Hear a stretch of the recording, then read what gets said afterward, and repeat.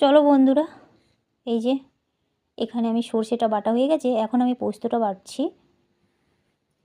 তারপরে তোমার জিরেটা বেটে নিচ্ছি,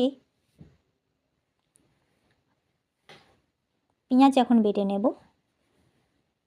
এখন আমি কড়াইটা চাপিয়ে দিয়েছি, কড়াই এখন দেবো ঘানি সর্ষের তেল। সর্ষের তেল ছাড়া তো আর ইলিশ ভাপা হয় না, তাই না? এখন আমি দিয়ে দিচ্ছি তোমার 1 চিমটি হলুদের গুঁড়ো পোস্তর জলের সাথে অ্যাড করে দিচ্ছি। তারপরে দেবো তোমার জিরের গুঁড়ো সামান্য কটা দিচ্ছি আমি। এই যে একটু পেঁয়াজটা লাল লাল করে একটু ভেজে নেব। তারপরে তোমার দেব সর্ষে আর পোস্ত বাটাটা দিলাম, আর এটা হচ্ছে জিরে বাটা দিচ্ছি। একটু নেড়ে চেড়ে নেব। আর তোমার হচ্ছে এই জলটা এখন আমি দিয়ে দেব,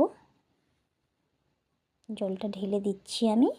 আর কাশ্মীরের গুঁড়ো লঙ্কাটাও এর সাথে অ্যাড করে দিলাম। 3টে কাঁচা লঙ্কাও দিয়ে দিচ্ছি, কাঁচা লঙ্কাটা চিড়ে নিয়েছি। পরিমাণের মতো নুনটা দিয়ে দিচ্ছি।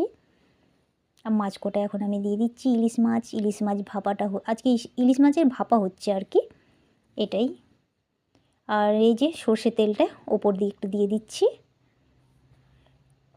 আর তার উপরে ঢাকনের ওপরে দিয়েছি তোমার একটা বোতল, স্টিলের বোতল। বোতলটা দেওয়ার কারণ আছে, ভাপটা বেরিয়ে যাচ্ছে তো, নাহলে ইলিশ ভাপা কী করে হবে, তাই না?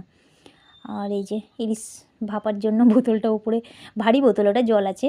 স্টিলের বোতলটা কিছু হবে না, প্লাস্টিকের বোতল হলে হয়তো গলে যেত। তো চলো ফাইনাল লুকটা দেখা যাবে, তাই না? তো এই যে ফাইনাল লুক চলে এসেছে। এই যে এই রকম দেখতে হয়েছে, কিন্তু গ্যাসটা অফ আছে। তার মধ্যেও দেখো তরকারিটা ফুটছে, কিন্তু কিন্তু মানে ওই গরমে হয়তো, তাই না? তো চলো, আজকের ভিডিওটা কেমন লাগলো তোমাদের অবশ্যই কমেন্টে জানাবে। ঠিক আছে, চলো তাহলে আজকের মতো টাটা, বাই বাই।